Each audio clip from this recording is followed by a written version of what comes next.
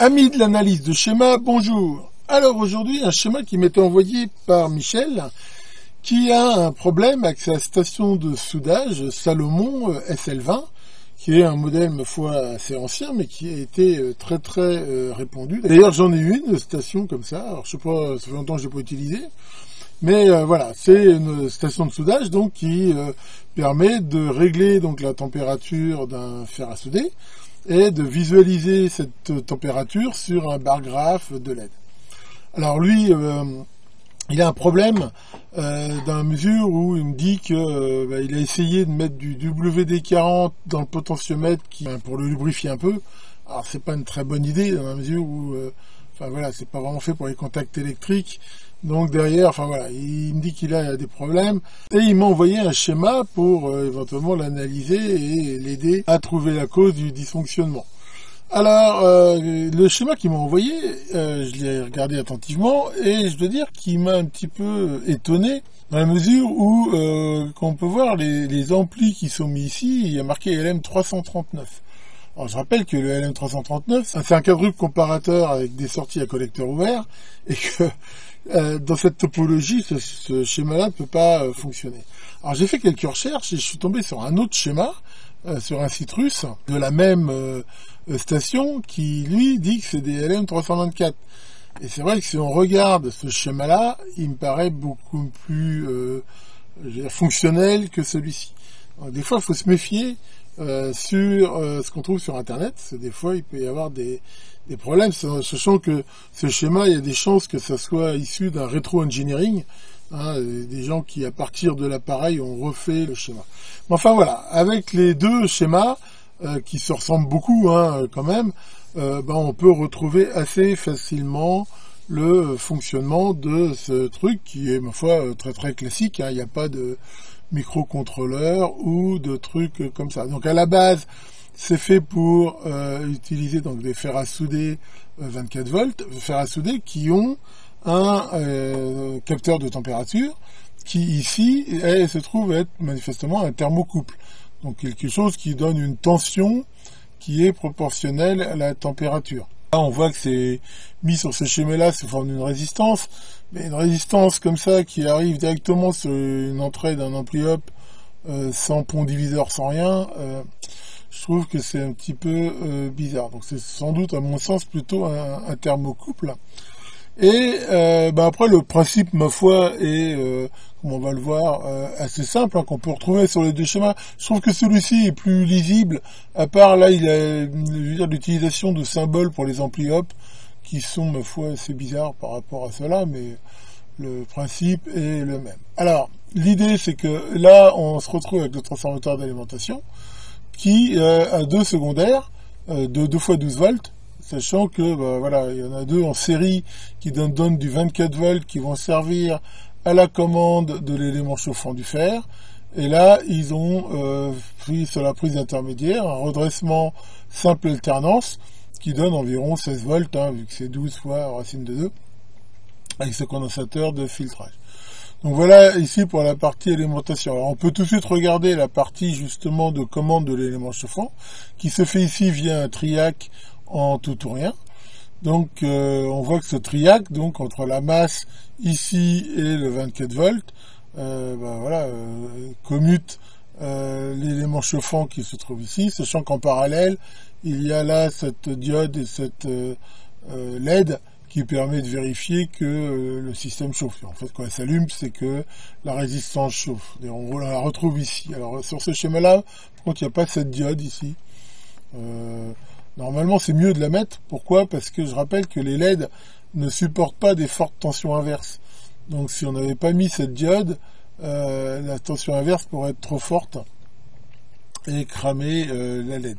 Donc là, peut-être qu'elle a été omise. Mais sinon, on retrouve bien le même système. Alors, comment fonctionne ce triac ? On a là ce transistor qui, comme on peut le voir, est polarisé de telle façon à envoyer ici du courant dans la gâchette. C'est-à-dire, en gros, si on considère que ce transistor-là n'est pas là, c'est-à-dire qu'il n'est pas ou qu'il n'est pas commuté, on voit que il y a toujours du courant ici qui passe dans la gâchette, et donc le truc chauffe en permanence. Donc une fois que la température est atteinte, l'idée ça va être de le couper, et ça se fait grâce ici à ce transistor-là, qui quand il est saturé, on voit, met ici à la masse la base de ce transistor-là, qui donc n'envoie plus de courant dans la gâchette.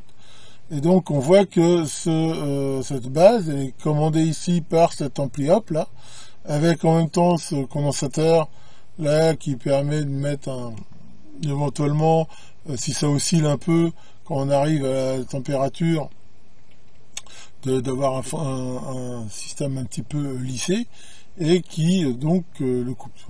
Alors justement, si maintenant on regarde le circuit de température, qu'on retrouve aussi ici, on voit que c'est le même, alors c'est pas forcément présenté pareil, mais ici on a cet entage amplificateur qui prend la tension ici du thermocouple, et là on retrouve une topologie d'un amplificateur non inverseur dont le gain est égal à 1 sur cette résistance là divisée par celle-là, avec ici, là, ce découplage, et on va donc retrouver à ce point ici une tension qui est proportionnelle à la température.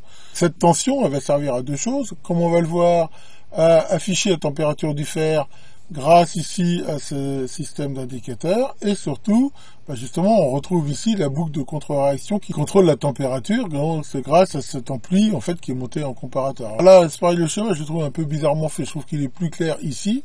Donc là, si on regarde, on voit qu'on a déjà cette première régulation Zener ici qui donne une tension de 5 volts à cet endroit-là. Donc on voit que la tension ici positive de 12 volts est régulée ici par cette Zener. Et là, on a une deuxième régulation grâce à ce transistor qui ici donc va donner une tension très stable de 2,7 volts, donc moins le seuil, on va avoir à peu près ici dans les 2 volts à cet endroit. Donc ça, en gros, on peut le considérer comme une tension de référence, et cette tension de référence, elle va servir aussi, on va le voir, de référence pour l'indicateur de température, et justement pour le comparateur. Alors ça, c'est le potentiomètre qui règle justement la température qu'on veut, et comme on peut le voir, cet ampli hop, qu'on retrouve très bien ici, il fait la comparaison entre la température demandée, c'est-à-dire de consigne, réglée ici avec le potentiomètre, et la température donc de la sortie du capteur. Et donc quand la température arrive supérieure à la température qu'on a demandé, la sortie ici passe en positif, ce qui a pour effet donc de saturer ce transistor qui, comme on l'a vu, bloque la commande ici du triac. Donc voilà pour cette partie-là. Donc on peut dire que voilà, toute cette partie-là, en fait, c'est la tension de référence qu'on trouve ici. Cette partie-là, c'est le feedback de contrôle de température. Et ça, c'est l'amplificateur du thermocouple.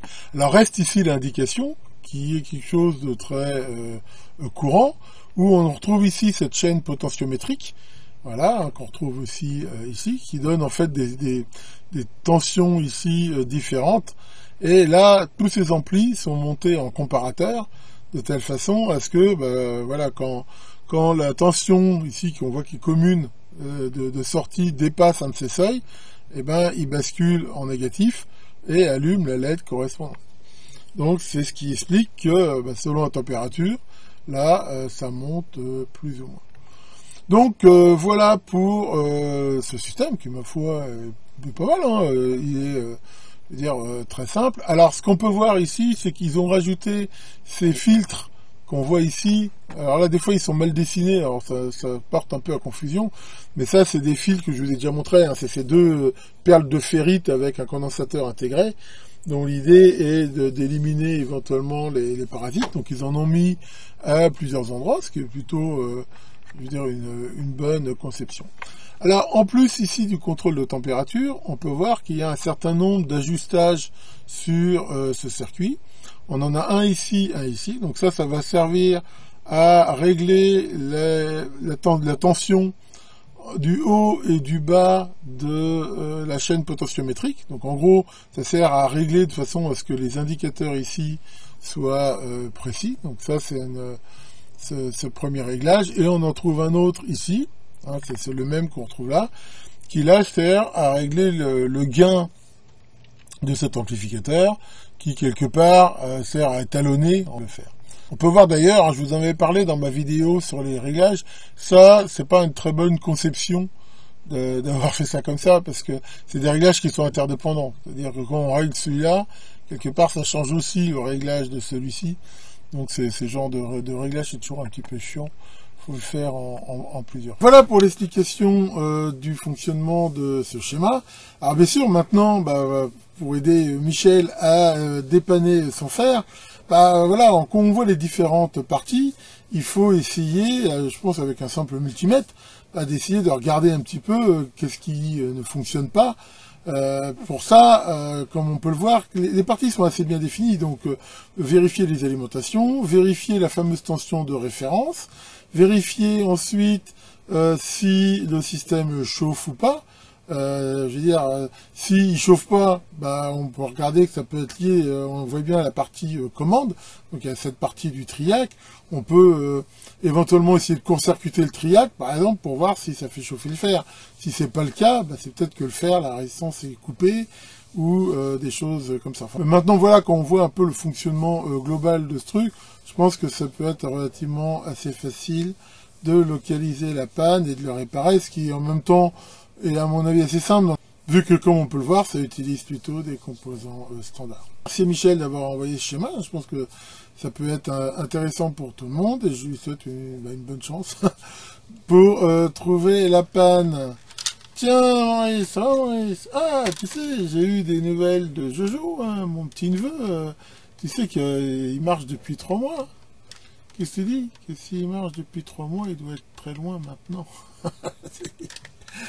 Bon, ça s'arrange pas. Voilà, bon, allez, j'ai encore plein de choses à faire, que Superfix, le dieu des réparations, vous aide à faire durer vos objets, et à très bientôt pour de nouvelles vidéos.